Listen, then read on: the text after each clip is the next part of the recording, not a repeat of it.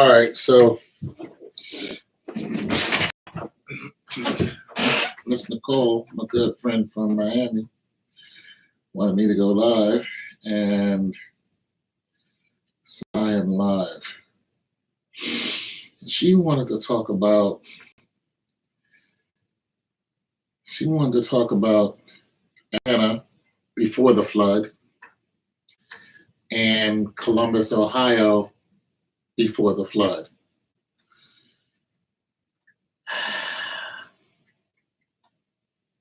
So let me say this to all you people who want to get on there. Hey, what's up? To all you people who are going to get on here and, hey, you don't even live in, this is before the flood. The difference before the flood. All right, so when I lived in Columbus, Ohio, I lived there when I was 24 years old. All right, so that was 26 years ago, 27 years ago, actually, when I first moved. I was 24 years old. And what was it like living there? I guess that's the premise of what you want. I'm sorry. What was it like living in Columbus, Ohio compared to Atlanta? Okay, let me say this.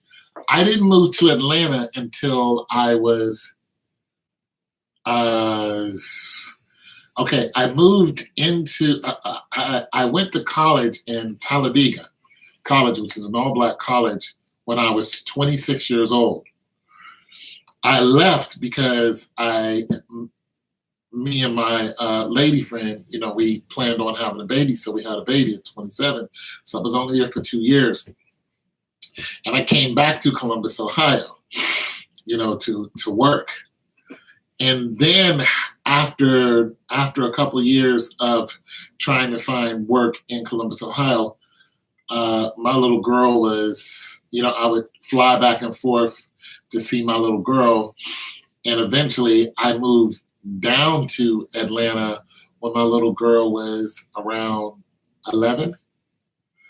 She was around 11 years old.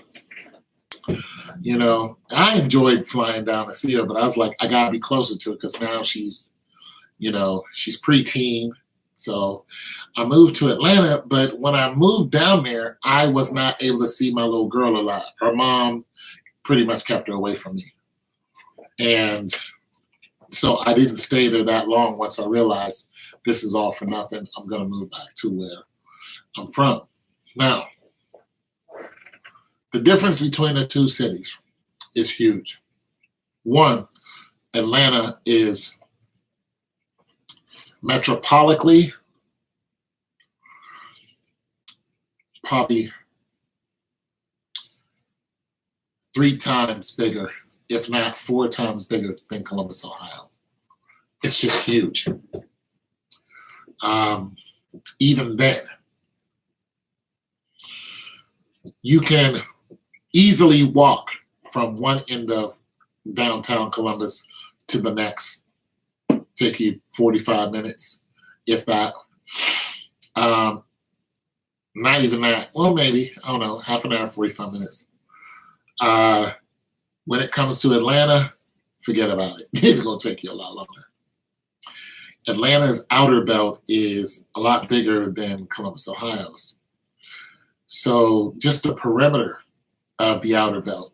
The outer belt in Columbus, Ohio is what we call 270. I forgot what it is in Atlanta, but it's huge. It's just so big. It's so big. Oh my God, this city is huge. Now, when I was living there, the MARTA bus, great bus system in Atlanta, it got me everywhere I needed to go. I lived on Ponce de Leon. I lived in 2 different spots. First, I lived with my sister. That was near Decatur Mall. The Cab Mall, I'm sorry, was near the Cab Mall. I really liked it there because there is a comic book shop that's literally right down the hill from the apartments we stayed in. So we had a 2-bedroom apartment. Each bedroom had its own bathroom.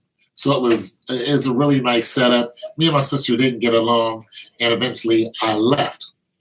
And when I left, I moved over to Ponce de Leon. So I was no longer near the mall.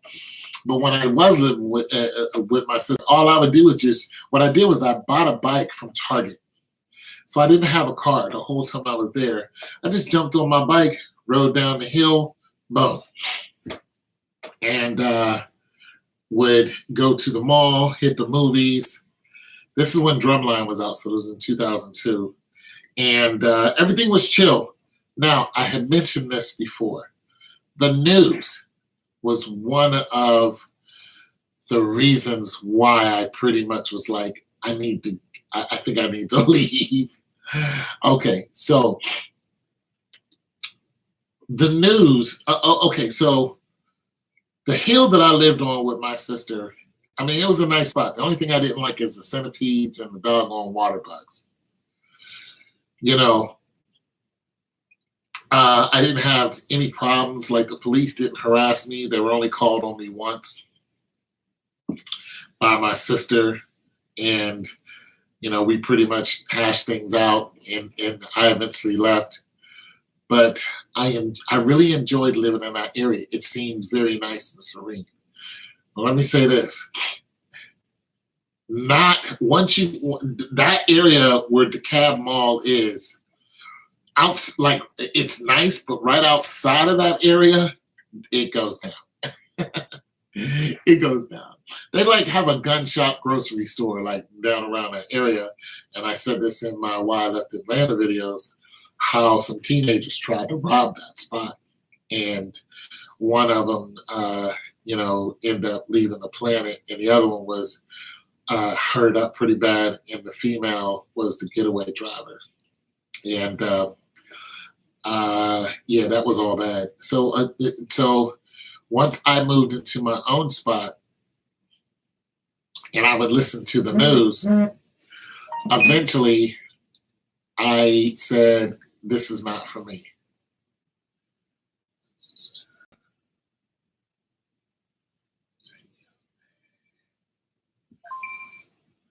I said, this is not for me, bro. I'm good. And I dipped. So I dipped out of there. You sending me a video chat?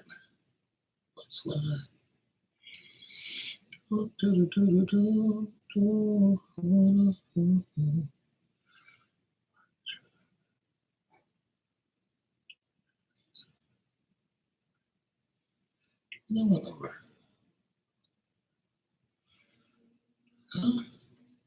Anyways, Nicole sending me information. So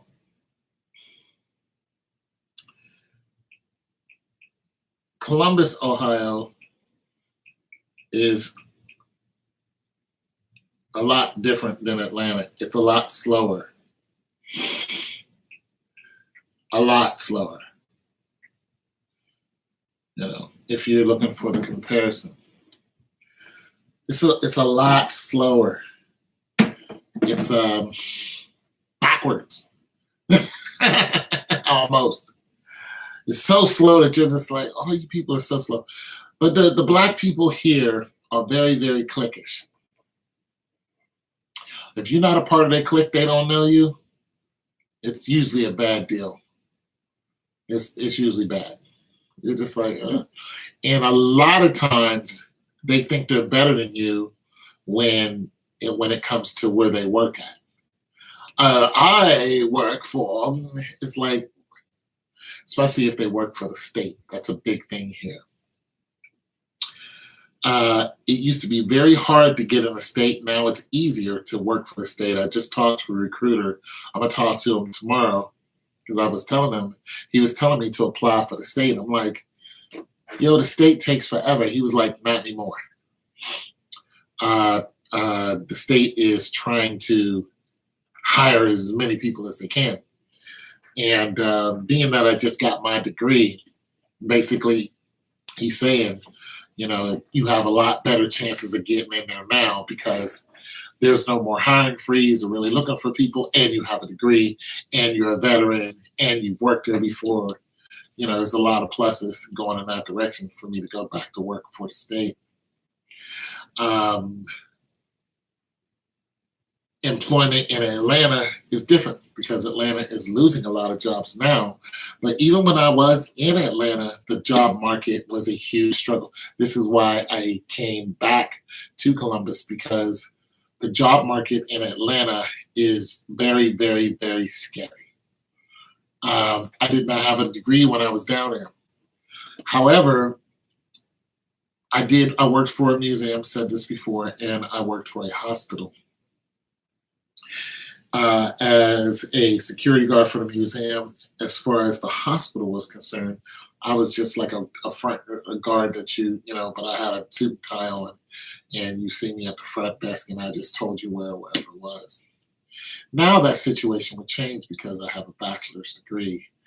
I would be working in some office somewhere, probably still as a temp until I get hired on or whatever. But nonetheless, just things change when you have a bachelor's degree. There's a lot of people that have them. There's a lot of people that don't.